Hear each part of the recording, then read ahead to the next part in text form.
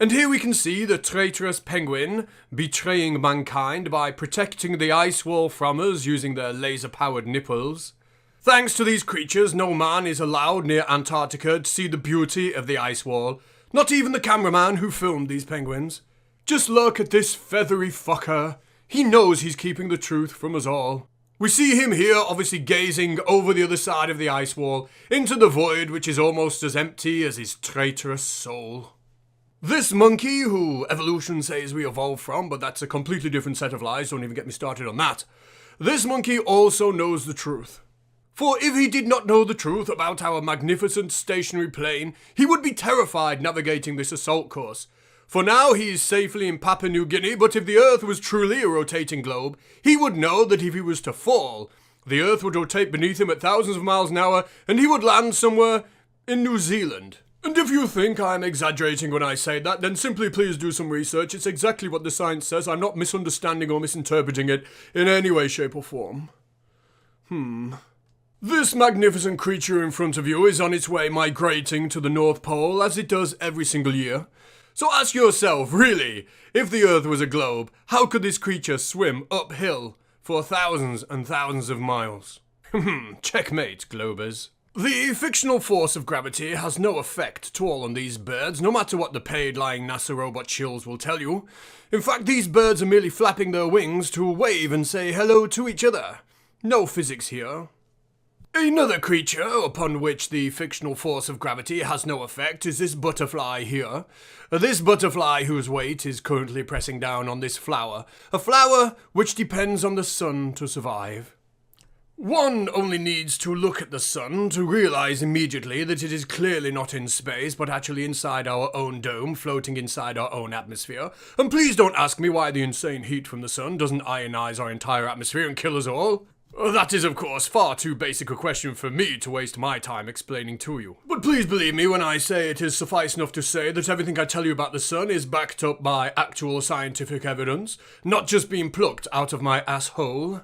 An asshole, by the way, which also proves that you cannot have gas pressure without a container. I'm sure you know what I mean, but it's excellent proof that the Earth's atmosphere requires a dome. I like that one.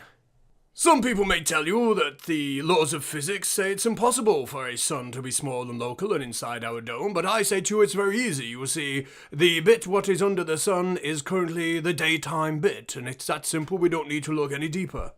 Although I will confess that I did once actually get a letter asking how it was possible to have 24-hour daylight all around the ice wall in Antarctica. Basically, it's something like this. The arrows represent the way the light moves, and this bit here is nighttime, and it all obeys the laws of physics, and everything is fine. Let's move on quickly as possible, please. This cunt again. This sea turtle, whose larger cousin quite literally bears the weight of the world upon its shoulders, is enjoying a swim. An activity which, of course, would be impossible on a globe, as all the water in all the oceans would have simply poured off into the empty void, washing away our brave little hero with it. But this little turtle will survive, and he will grow, and one day our hero will take a huge dive off the edge of the ice wall, in a beautiful moment that will send him propelled into the void, where he will find a flat planet of his own to carry upon his own broad shoulders. Oh, I fucking hate him. These featherless birds are highly intelligent creatures who can see right through the deception that is the globe lie. They are also very witty, and if one listens long enough, you can hear them make jokes about how absurd it is that the Earth could possibly be a ball. Just listen to the one in the corner speak now.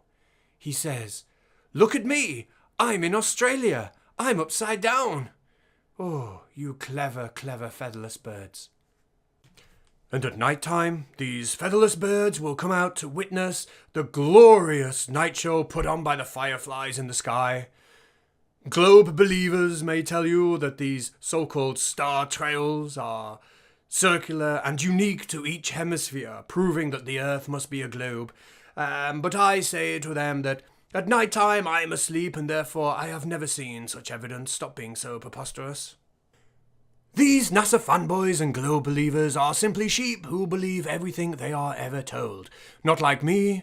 I had to watch at least 5 YouTube videos before I realized that I was now an expert in everything and I could safely say that the Earth was flat. You will see, these sheep may be able to explain to me how the globe perfectly predicts and explains sunrise, sunset, eclipses, predicting eclipses, tides, predicting the tides, celestial navigation, weather systems, weather forecasting, star trails, the counterclockwise and clockwise movement of hurricanes in the different hemispheres, earthquake detection, the propagation of seismic waves, the northern lights, the southern lights, the efficiency of flight plans. They might be able to explain to me how GPS works and how satellites have been used to detect forest fire and drought. However, I must ask them all, how many of these sheep have ever taken a ball into the backyard and poured water upon it? I have, and it didn't stick. Back at the ice wall, this honourable penguin has been stripped of its uniform and banished for daring to question the morality of keeping the truth of our flat plane from us. The owl is clearly the wisest of all creatures on our stationary plane, and he can explain to you why the sky is blue. The blue sky is clearly a result of looking at the waters above the dome, and it's always blue because the waters above the dome are blue. Our sky is blue. Except, of course, when it isn't blue, but we don't need to have to explain that. Who are we, after all, to claim to know all of the answers? All that is important is that we know if scientists do have answers, that they are most definitely wrong, whatever their answer is or whatever evidence it's based on. And finally, we come to the greatest species on our stationary flat plane, a species which once ruled the world and has now been hidden away from the truth.